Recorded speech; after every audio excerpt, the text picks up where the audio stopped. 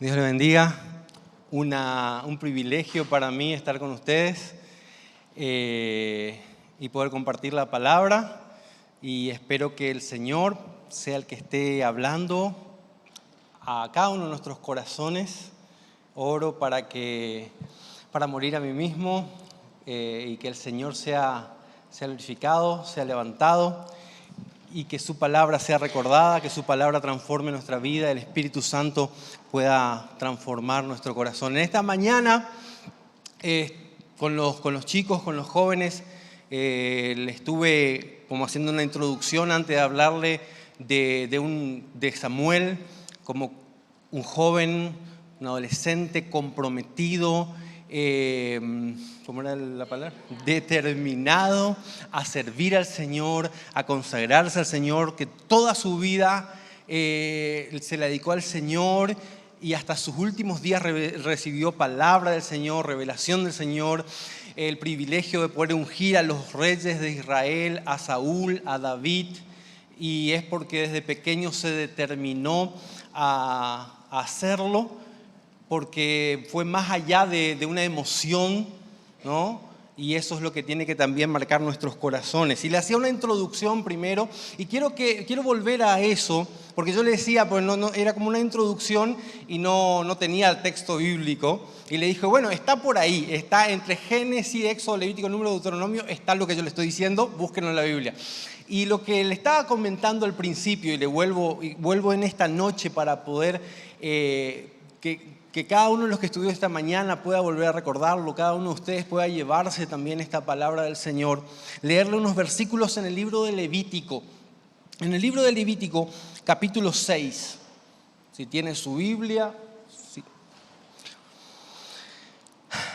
Levítico, capítulo 6, versículos del 8 al 13.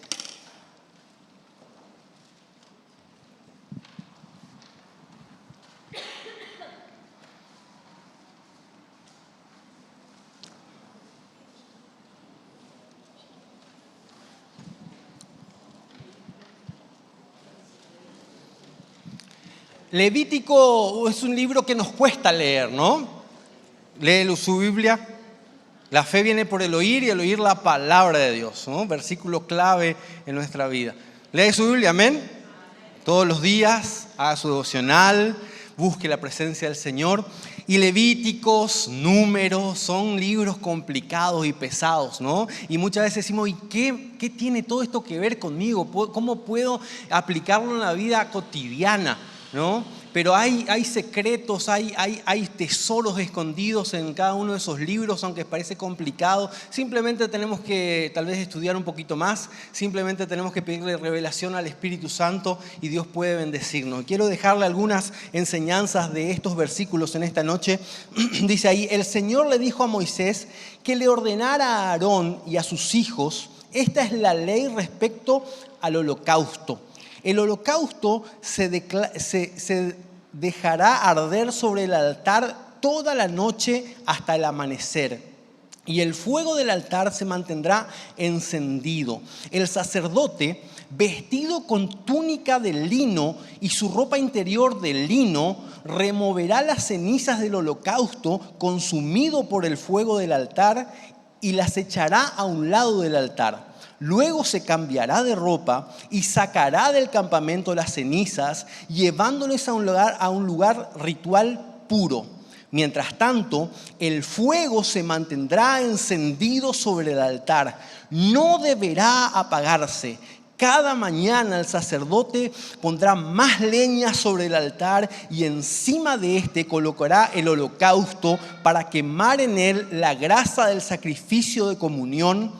El fuego sobre el altar no debe apagarse nunca, siempre deberá estar encendido. En estos 5 libros, los primeros libros de la Biblia, ¿no? El Pentateuco, el libro de la ley, la Torá para los judíos, encontramos leyes éticas, morales, sanitarias y espirituales, ¿no? Entonces por ahí se nos complica un poco, pero Dios estaba preocupado por su pueblo en todos los sentidos. Y él ahí entonces, o sea, hoy en Argentina o en cualquier país tenemos, bueno, leyes, nuestra Constitución Nacional, bueno, nuestra religión y nuestro libro que es la Biblia, leyes sanitarias, aquellos que entren a Alem, bueno, van a tener que pagar su permiso fitosanitario, etcétera, etcétera. Son todas leyes que tenemos, ¿no?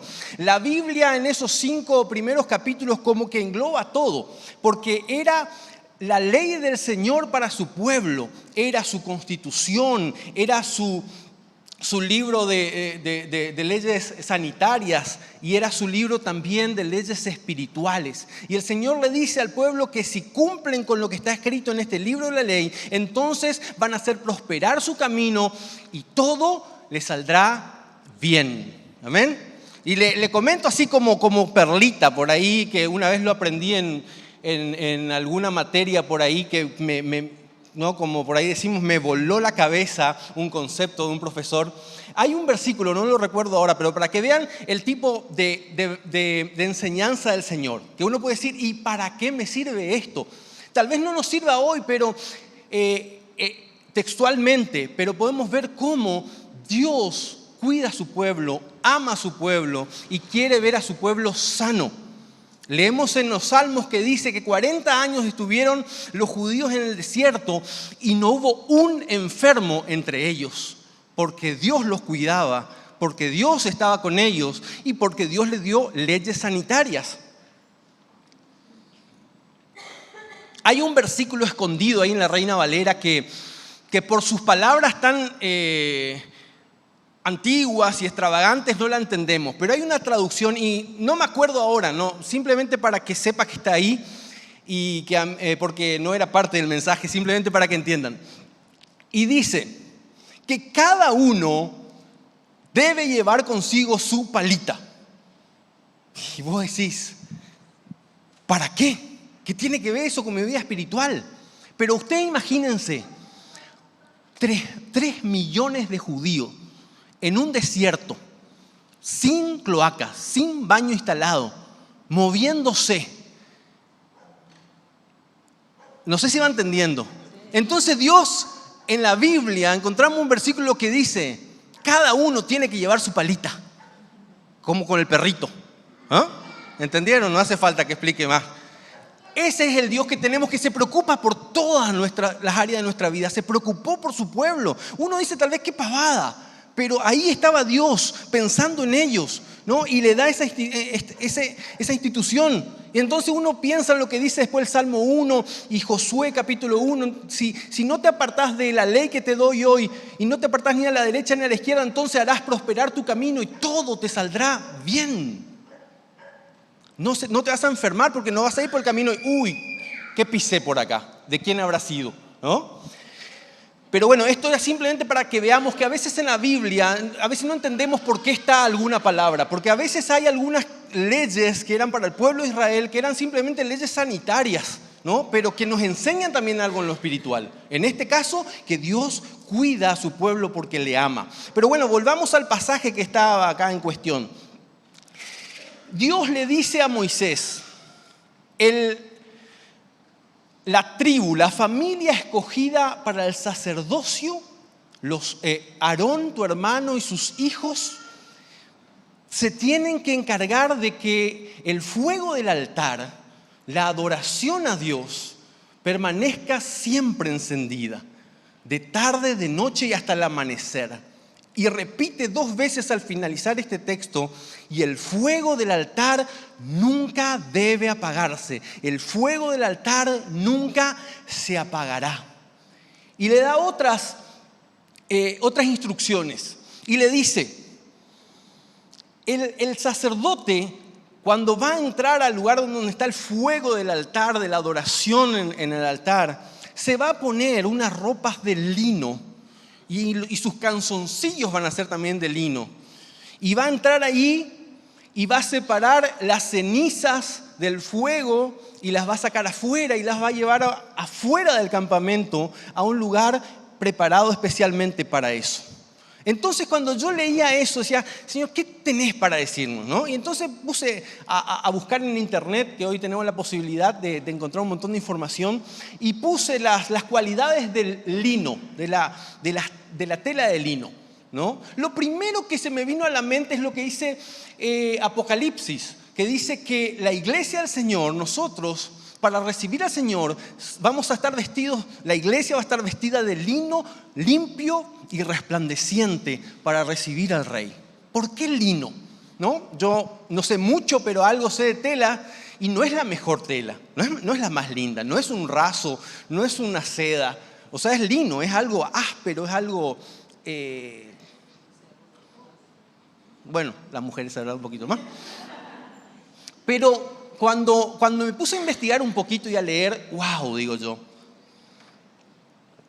impresionante. Este es nuestro Dios, este es el Todopoderoso, este es el que tiene cuidado de sus hijos. Este es el que lo sabe todo, porque en ese momento científicamente no se sabía, pero hoy lo sabemos. Algunas características del lino, y esto no es verso, evapora el agua y el sudor, ¿no? Tela que evapora el agua y el sudor. Así que cuando el sacerdote entraba y se ponía las ropas de lino y le pasaba, yo soy alguien que gracias a Dios está lindo acá, porque yo transpiro y a veces termino todo mojado así y es antiestético, ¿no? Pero entonces esta tela dice que evapora el agua y el sudor. Estéticamente el sacerdote entraba a la adoración del Señor y estaba en perfectas condiciones. Pero no queda ahí, sino que hay algo que es lo que me llamó la atención. Dice que el lino es antibacteriano y fungicida. Antibacteriano y mata las bacterias. ¡Wow! O sea, qué cualidad que tiene el lino. Y el Señor le dijo, los sacerdotes van a entrar a mi presencia con esta ropa. No van a entrar con mal olor, ¿no? Porque las bacterias, cuando se moja nuestra camisa, nuestra remera, y las bacterias son lo que nos dan el olor desagradable. Pero los sacerdotes tenían que entrar con ropas de lino, porque eran son antibacterianas y fungicidas. ¡Wow! Tremendo. Este es el Dios que dijo, bueno, van a entrar a mi presencia y van a hacerlo estéticamente perfectos porque me van a adorar a mí, sin malos olores. Van a entrar en santidad en todos los sentidos. Y entonces, en primer lugar, porque lo que quiero hablar en esta noche es que podamos ser personas que puedan activar y mantener el avivamiento en sus vidas, en sus familias. Determinados, como hablábamos con los adolescentes, con los jóvenes hoy, determinarnos a decir, yo voy a servir al Señor. ¿Cómo entramos a la presencia del Señor? La iglesia se va a presentar al Señor cuando Él venga a buscarnos con ropa de lino limpio, blanco y resplandeciente para recibir al Rey. Así que usted y yo tenemos que ponernos esas ropas espirituales que repelan el pecado, que repelan lo malo en nosotros y podamos presentarnos santos delante del Señor. Porque dice Hebreos, porque sin santidad nadie verá al Señor. Y yo quiero ver al Señor. Yo quiero ver al Señor, quiero verlo allá en el cielo, quiero verlo en la gloria, pero quiero verlo también moviéndose en medio nuestro. Quiero verlo moviendo en la iglesia, quiero verlo moviéndose en mi familia, en mi vida. Quiero que se manifieste, quiero que haya avivamiento, que el fuego del Espíritu Santo esté encendido en mi vida. ¿Usted lo desea? ¿Te lo anhela? Amén. Entonces tiene que vestirse de santidad, tiene que buscar del Señor. Después dice que cada día tenían que agarrar las cenizas que se juntaban en ese fuego de adoración y tenían que sacarla y sacarla del campamento. No solamente ponerla a un lado, saca un poco la ceniza, ponga un poco más de leña y sigue el fuego. No, agarrar las cenizas y sacarla fuera del campamento. Y en nuestra vida espiritual, en el fuego del Espíritu Santo que está activado en nosotros desde que conocimos al Señor, las cenizas son la pereza, la distracción, la tibieza espiritual. Y el Señor nos dice hoy, si querés que tu vida sea una vida que arda en el fuego del Espíritu Santo, tenés que quitar toda ceniza de tu vida. Tal vez tu vida está ahí media somnoliente en lo espiritual, tal vez no estás totalmente activo, tal vez no todos los días estás ahí leyendo la palabra, orando, tal vez no estás sirviendo al 100%, estás ahí a un cierto nivel nomás. Tal vez estás bastante quedado, estás bastante dormido. El Señor en esta noche te dice, yo te quiero encender, yo con el Espíritu Santo quiero soplar sobre las brasas que están en tu vida y quiero hacerte arder nuevamente. Pero tenés que tomar la determinación de sacar de tu vida todo lo que impida que el fuego vuelva a surgir, ¿no? Imagínese cuando hace el asado, cuando prende un fuego. Están ahí las cenizas y de repente empiezan a llenarse, las brasas, y empiezan a llenarse de ceniza. Todavía está el calor, pero ya no hay más llama. Es tiempo de que saquemos las cenizas y podamos volver a tirar más leña. De eso le hablaba a los chicos esta mañana un poquito. Y la leña que tenemos que tirar al altar cada día nos habla de nuestro tiempo de búsqueda, nuestro tiempo devocional, nuestro tiempo de lectura de la palabra, nuestro tiempo de servicio, nuestra vida de santidad, nuestro tiempo buscándole al Señor en oración, en ayuno. La única manera de que tu vida y mi vida arda, de que la iglesia arda en el fuego de Dios, es que cada día agreguemos leña. Y para eso tenemos que esforzarnos. Para eso tenemos que esforzar nuestra vida. Imagínense a los judíos en el desierto, 40 años. ¿De dónde? Como decía hoy a los chicos, no estaban en medio de la selva misionera, donde hay leña por todos lados. Estaban en el desierto. Tenían que esforzarse para tener leña y que los sacerdotes puedan tirarla sobre el altar. Tu vida tiene que ser una vida esforzada de búsqueda al Señor, de servicio al Señor, para que tu vida, para que la iglesia arda en el fuego del Espíritu Santo. Esto simplemente, te lo digo como introducción a lo que quiero dejarte en esta noche. Porque en esta mañana, el pastor me dice hace un tiempo, René, el tema del domingo a la mañana es determinados, ¿no? Los jóvenes determinados. Y qué bueno, dije yo, porque ya es la palabra que Dios puso en mi corazón y le compartí a la iglesia en una serie a principio de año. Así que tengo la palabra del Señor para compartir y es lo que compartí esta mañana, pero era una serie, ¿no? Entonces, Samuel fue un joven determinado, alguien que desde su niñez se determinó servir al Señor, más allá de que su grupo de jóvenes, de que sus líderes estaban estaban en pecado, vivían en la carne, pero él no se quejó, sino que se determinó a servir al Señor. Pero detrás de eso había una mamá que crió a un hombre que llevó el avivamiento a Israel. Y eso quiero hablarles esta noche, de padres que mantengan el fuego encendido en sus vidas para que también sus hijos puedan seguir con ese fuego.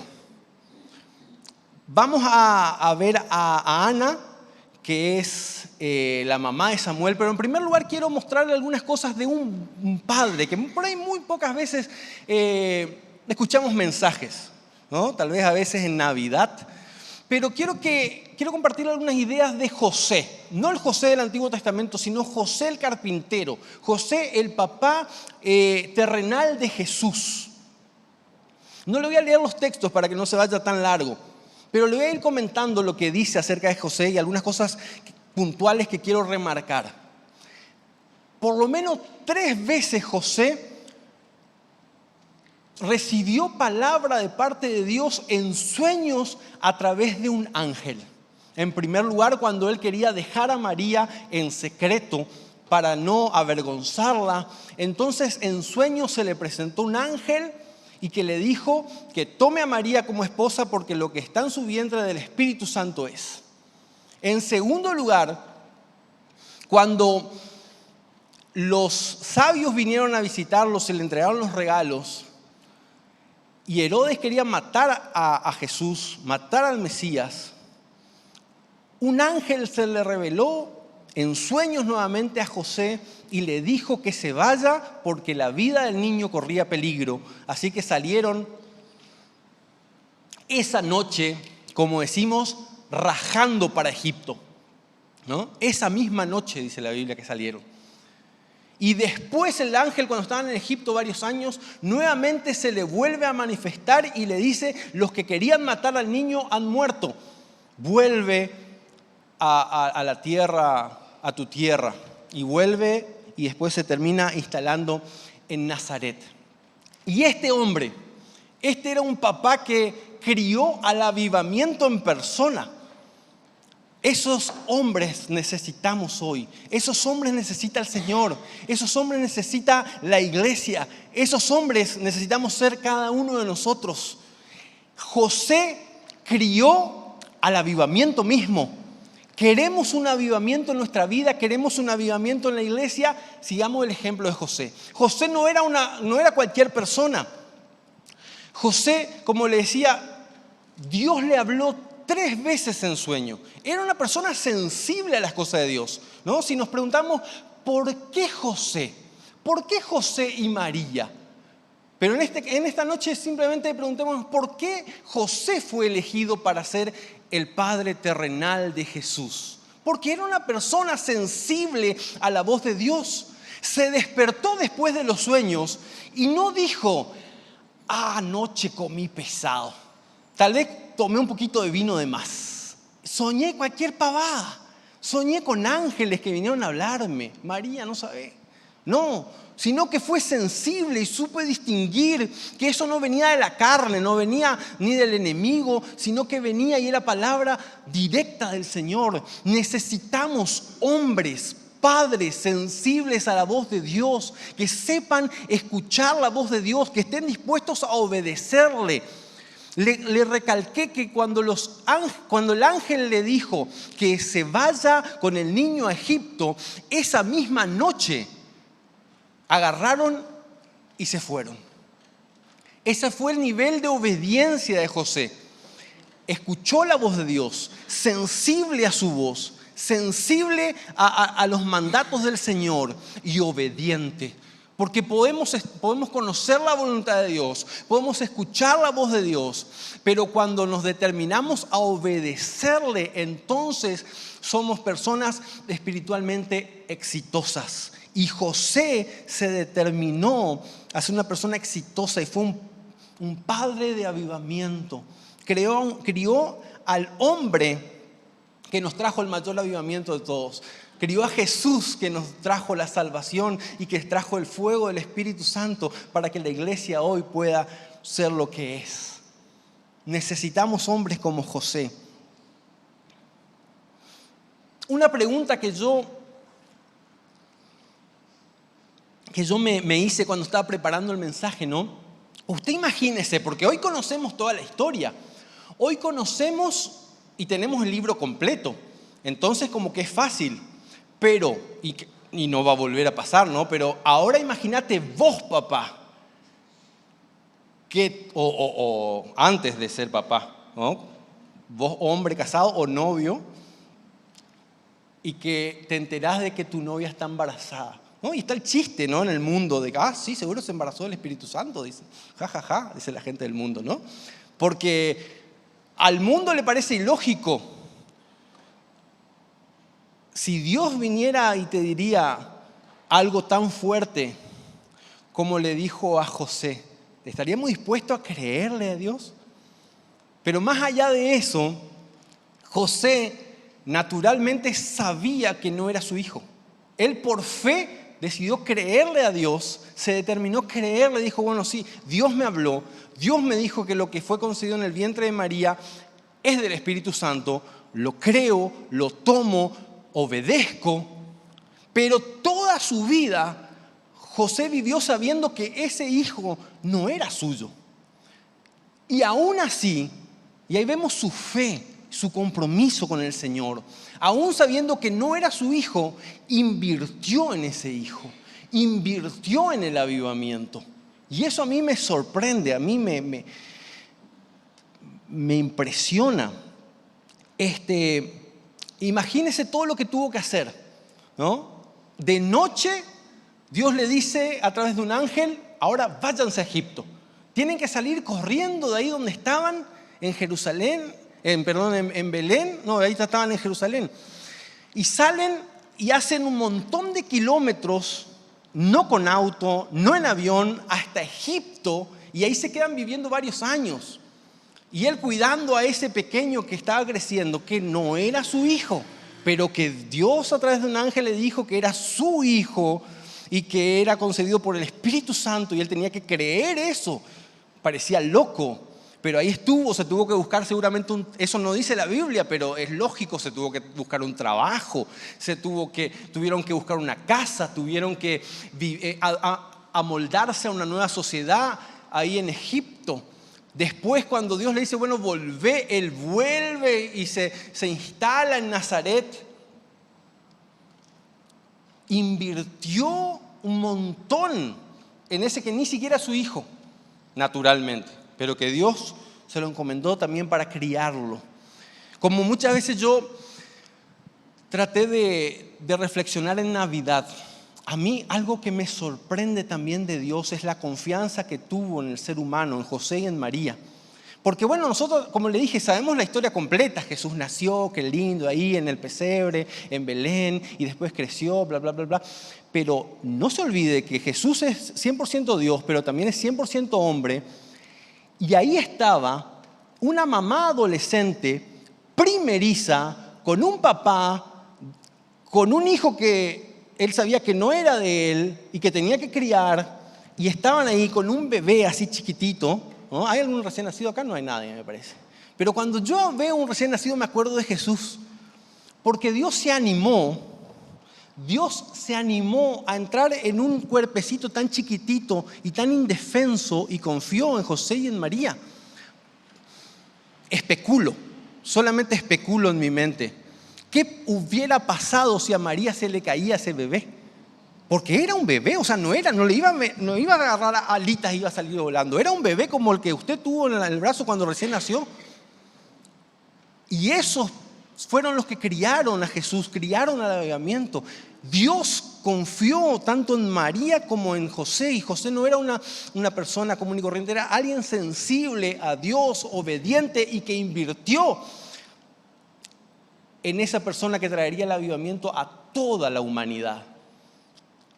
Como hombres tenemos que ser sensibles a la voz de Dios, obedientes, invertir en el reino, invertir tiempo, invertir nuestra vida, es lo más importante. Hay algunas cosas que le dejo como perlitas porque también me parecieron interesantes. De 6 tareas que hasta hoy el padre judío tiene como obligación y que José las hizo. Una nomás creo que no cumplió. Todo padre judío está obligado, tiene la obligación, en primer lugar, de que su hijo, asegurarse de que su hijo reciba el Brit Milá, la circuncisión. Al 8º día, el padre era responsable de que su hijo entre en el pacto de Dios con el pueblo judío. Iban al templo y le cortaban el prepucio. Y esa era la señal del pacto. Y ahí José, con este pequeñito que él sabía que no era de él, pero que creía y confió en Dios y obedeció, de que era engendrado por el Espíritu Santo. Y como obligación de padre fue, y Jesús fue presentado en el templo al 8º día, como dice la ley, y fue circuncidado. Pero no termina ahí las obligaciones. Cuando llegaban a los 12 años, más o menos, creo que eran 12, el padre es el responsable del Pidyon Haben, que es la redención de los primogénitos. Jesús era el primer hijo de ese matrimonio. En el Antiguo Testamento, en la ley decía o dice que los primogénitos tenían que ser dedicados al Señor, al sacerdocio. Después del pecado del pueblo de Israel en el monte del Sinaí, cuando Moisés baja con las tablas y ve que están adorando a una vaca y rompe las tablas de la ley, Dios cambia el mandato. Y ahora le dice, son 12 familias, son 12 tribus. Cada uno se va a sentar en un lugar de la tierra prometida, pero va a haber una tribu. 11 se van a sentar y van a trabajar. Va a haber una tribu que va a ser dedicada a la obra del tabernáculo, a la obra de la adoración, y van a ser los levitas. Pero todavía estaba la ley anterior de que el primogénito tenía que ser entregado al Señor, era del Señor. ¿No? Así como los diezmos son del Señor, el primogénito también es del Señor. Entonces los judíos tienen que hacer la redención del primogénito, comprarlos para ello. Bueno, Señor, este tendría que ser dedicado a vos, pero te lo compro, por así decirlo. Y tienen todavía hasta hoy, que conseguir, a ver cuántas eran, 5 monedas de plata, valor, o sea, algo de valor, 5 monedas de plata especiales, hasta el día de hoy hacen eso los judíos, para redimir, para comprar a ese primogénito.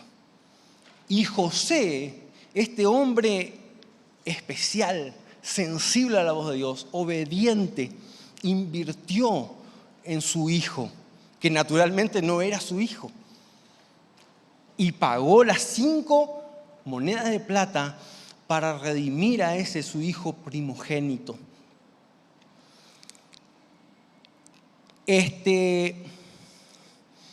Cada padre estaba obligado a enseñar a su hijo a nadar. Parece una tontería, pero le digo como perlita. Y tenía que casarlo. Entonces, lo único que no llegó a hacer con Jesús es casarlo, ¿no? Pues Jesús ahí empieza el ministerio, sabemos cómo termina la historia. Así que ese fue José, pero nos queda una cuestión, y esta es la más importante. El padre judío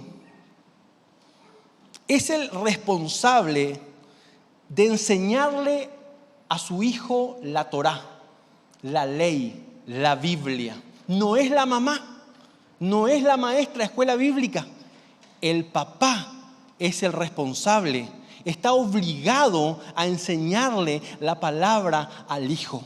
Deuteronomio capítulo 6 dice, y le enseñarás esta ley a tus hijos cuando estés en tu casa y cuando salgas. La vas a escribir en tu puerta, en los postes, en las paredes de tu casa, y se la vas a repetir, te la vas a poner en el brazo y en la frente, y cuando vayas por la calle se le vas a ir repitiendo a tu hijo hasta que se le quede, o le queda o le queda. Y como iglesia por ahí relegamos, ¿no?, a esa función a la maestra de la escuelita, cuando la responsabilidad y la obligación que Dios le puso fue al hombre. Necesitamos hombres que le enseñen la palabra a sus hijos para tener nosotros seamos una generación de avivamiento y nuestros hijos sean determinados, se determinen a servir al Señor. Es tu obligación. La madre judía era la responsable, dice, de hacer sentir la presencia del Señor en la casa. Pero el padre es el responsable de enseñarle la ley de Dios. Somos los hombres los que tenemos que ser sensibles a la voz de Dios, obedientes como José a los mandatos de Dios. Invertir en buscar al Señor, en buscar un avivamiento, en que nuestra vida esté encendida en el fuego del Espíritu Santo, y de enseñarle la palabra a nuestros hijos. La mamá de Samuel, primer libro de Samuel, capítulo 1, historia bien conocida, fue una mujer que crió a un hombre de avivamiento. No le voy a leer tampoco la historia, después lo puede tener y leer. Primera Samuel capítulo 1, capítulo 2. El Cana, hombre de fe, tenía 2 esposas. Una se llamaba Ana, la otra Penina. Penina era bendecida y tenía hijos. Ana, por esas cosas de la vida, la Biblia dice que Dios la hizo estéril. Y eso le compungía el corazón. Y para más, Penina le echaba en cara: yo tengo hijos y vos no. Y eso peor le hacía todavía. Así que cada año subían a adorar al templo a Jerusalén. Y el Cana amaba a Ana. Y le daba el doble de ofrenda para que ella lleve que a todos los otros. Pero Ana tenía en su corazón eso. Ella quería un hijo. Ella quería ser mamá. Y tenía esa pelea para más con su rival, dice la Biblia, con Penina. Por eso es bueno que solamente usted y yo tengamos una mujer nomás, ¿no? Porque si no se van a pelear. Chiste. Después mi hija dice: se rió alguien con tu chiste. Bueno, vuelvo a lo serio. Ana va a Jerusalén y se pone a clamar de tal manera, en voz baja, pero clamaba y oraba de una manera realmente apasionada, una oración con propósito, era una intercesión por su necesidad. Que estaba de lejos el sacerdote Elí y la veía, que movía sus labios, dice la Biblia, pero que no se escuchaba sonido que salía de su boca. Así que se acerca a ella y le dice: mujer, ¿hasta cuándo vas a estar borracha? Digerí ya el vino. Y ella dice: Señor, no he tomado vino, estoy acá clamando al Señor. Una petición que tengo, es una necesidad que tengo. Elí le dice: que Dios te conceda el pedido de tu corazón. Ve en paz. Y ella toma esa palabra y se va. Y dice que desde ese día ella se lavó la cara y ya no estuvo más triste. Todos se dieron cuenta que hubo un cambio en ella.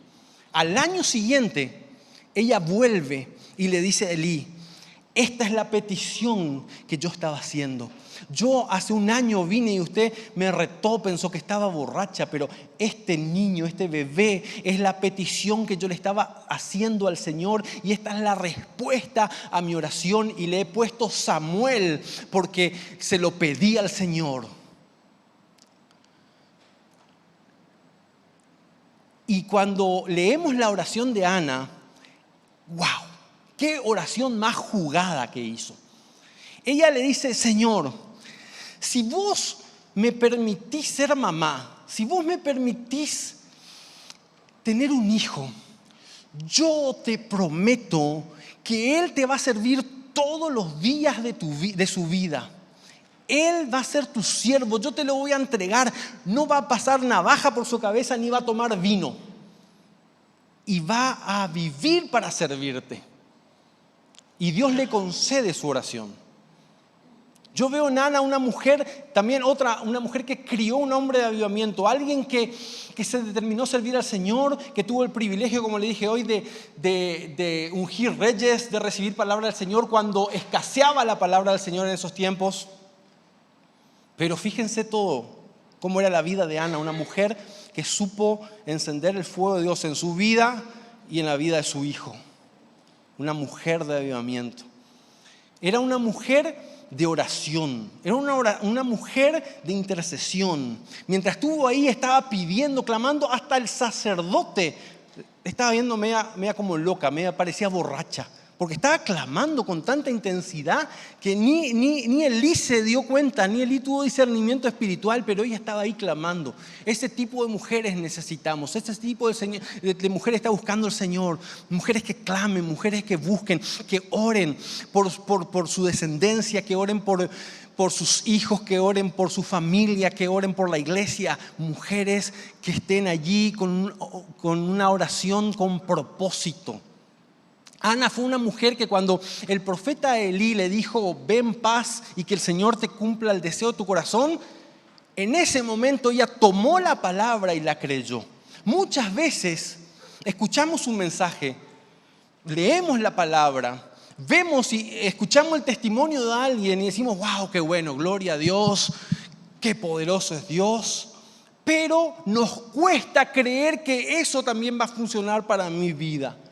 Ana, en el momento en que Dios le da una palabra y ella la recibe, la cree y la empieza a vivir. Desde ese momento aún no estaba embarazada, pero ya se puso contenta, cambió su actitud. Mujeres de fe, mujeres que sepan creerle al Señor, que decidan creerle al Señor. Y lo más interesante de Ana es lo que ella le dice al Señor. Ella le promete algo, ¿no? Y para nosotros por ahí es fácil. Señor, yo y mi casa serviremos al Señor. Amén.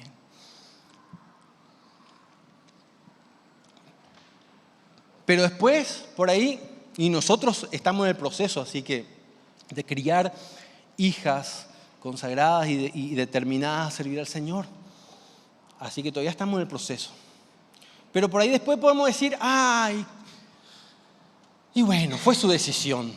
Ella creció y decidió alejarse del Señor. Podemos decir, o a veces se dice, ¿no? O a veces pasa. Pero Ana no solamente tomó eso a la ligera, sino que, wow, lo pudo cumplir. Ana se dedicó a criar a ese niño, a enseñarle la palabra, a que busque al Señor. Y por sobre todas las cosas, le metió en la cabeza y consiguió que él creyera que la única posibilidad en su vida era vivir para el Señor. A vos no te queda otra. Vos no tenés otra salida. Vos no te podés ir al mundo. Vos no podés tomar ni siquiera un poquito de vino porque vos estás consagrado al Señor. Y consiguió que su hijo no se rebelara contra ella. Y no le diga, ¿qué sabés vos? Yo me voy y hago lo que quiero. Consiguió criar a su hijo y su hijo fue uno de los sacerdotes y profetas más grandes del Antiguo Testamento. Lo logró, le prometió eso al Señor y logró cumplirlo. Una mujer de fe, una mujer determinada. Una mujer que crió a un hombre que recibió después palabra del Señor, que buscó al Señor toda su vida, que él mismo se determinó servirle. Complicado llegar a cumplir eso, pero no hay nada imposible para el que cree, dijo Jesús. Y necesitamos mujeres, madres, que estén dispuestas a criar a sus hijos de tal manera de que ellos estén convencidos de que su única manera de vivir y de que les vaya bien es sirviendo al Señor, entregando su vida al Señor.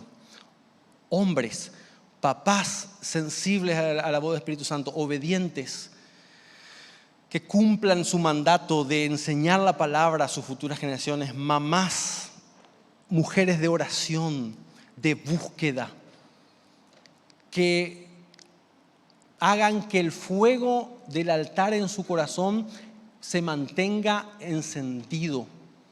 No solamente sobreviviendo espiritualmente, sino determinados a buscar al Señor cada día de nuestra vida.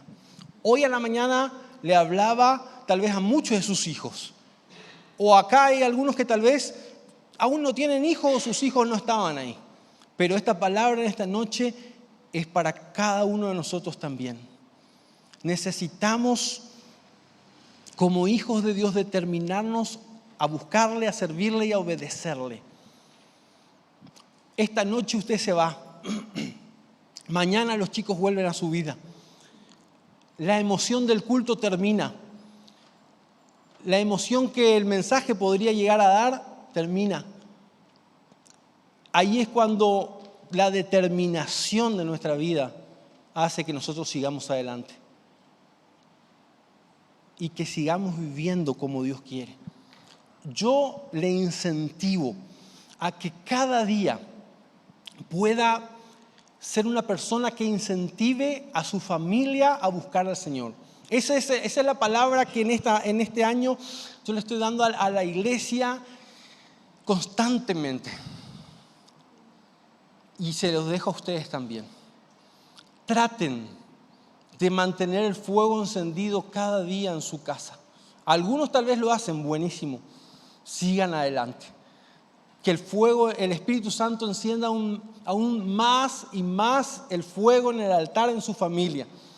Pero aquellos que tal vez no lo hacen, y es una manera de que la familia empiece a encenderse. Y si cada familia empieza a encenderse en el fuego del Espíritu Santo, la iglesia va a empezar a encenderse y va a arder, y el avivamiento va a ser tremendo sobre Alem y hasta lo último de la tierra. Papás,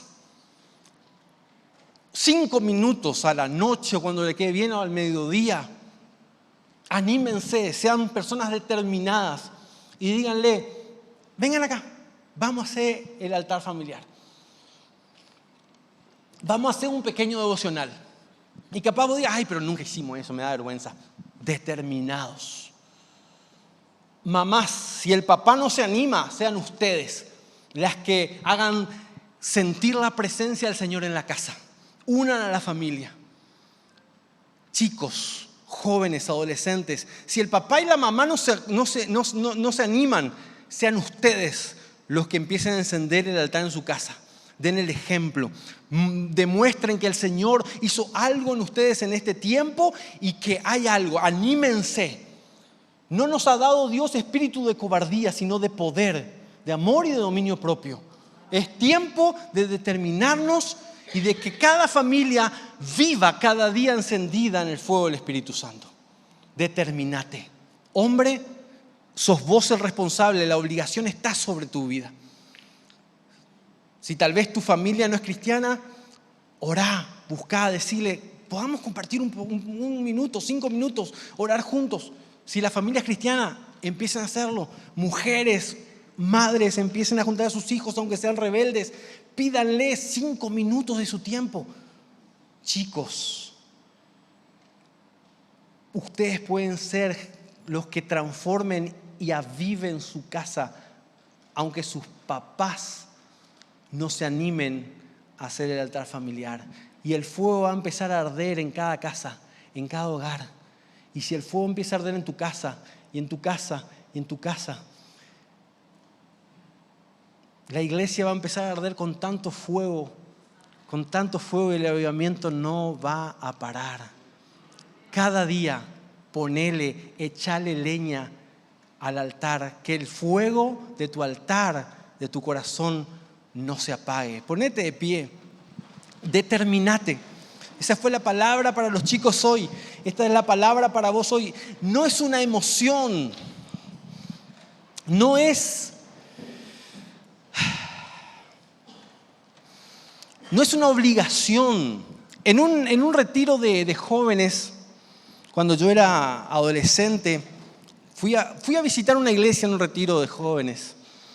Y en la última reunión habían hecho un desafío en el cual los que estaban al frente decían: chicos, imagínense, en ese tiempo, era el año 90 y algo, una lata de coca, creo que estamos todavía en la convertibilidad, una lata de coca salía $1 y $1 era $1. Entonces decían: chicos, imagínense, si ustedes no toman una coca por semana nomás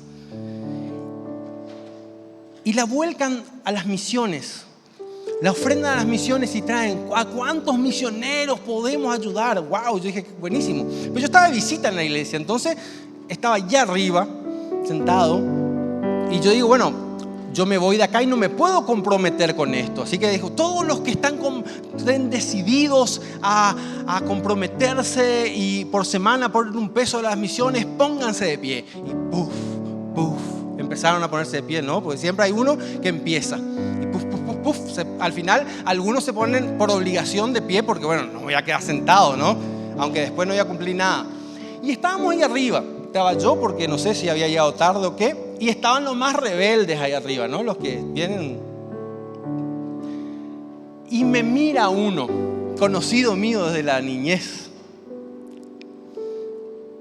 Y me mira y dice, ¿y vamos a tener que pararlo nomás? ¿No?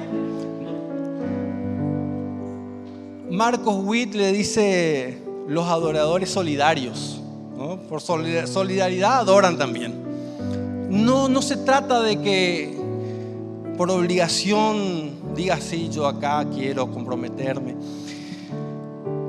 Porque si podemos determinarnos servir al Señor, determinarnos ser hombres y mujeres que inviertan en el avivamiento, nos va a ir bien a nosotros, le va a ir bien a nuestra familia. Y nuestra sociedad va a ser transformada.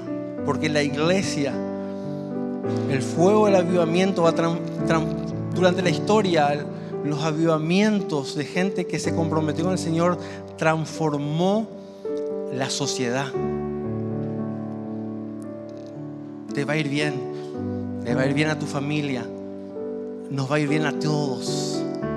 El Señor está buscando hombres, mujeres y hijos determinados a servirle. Toma tu compromiso con el Señor. Y ese compromiso tiene que empezar a cumplirse desde que salís de acá. No acá simplemente un adorador solidario. Espíritu Santo, sopla sobre el altar de cada corazón. Quita las cenizas.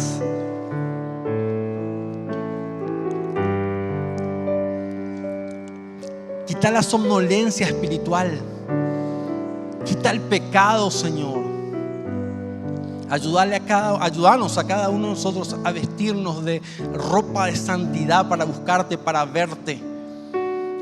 Hombres comprometidos con el Señor. Mamás que sepan criar hijos, que caminen el camino, el mejor camino, el único camino. Chicos comprometidos.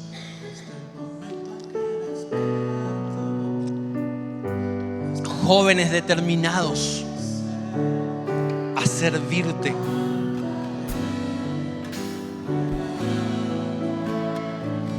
Determínese ser un gestor de avivamiento. Dígale en su corazón, dígale con su voz al Señor: acá estoy. Voy a cumplir con lo que fui llamado a hacer.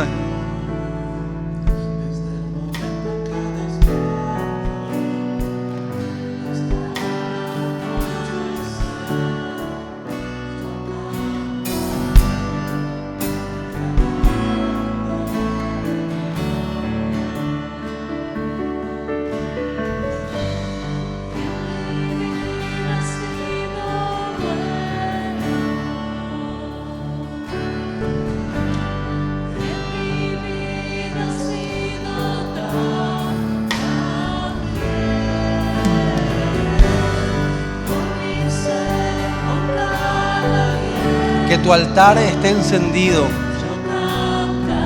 Tu altar personal esté encendido.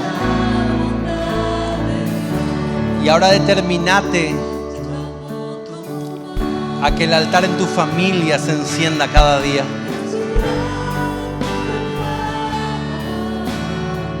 Que puedan buscar juntos revelación del cielo, la presencia de papá. Cada día, unos minutos aunque sea. Y cuanto más presencia empiecen a vivir, más se van a enamorar del Señor.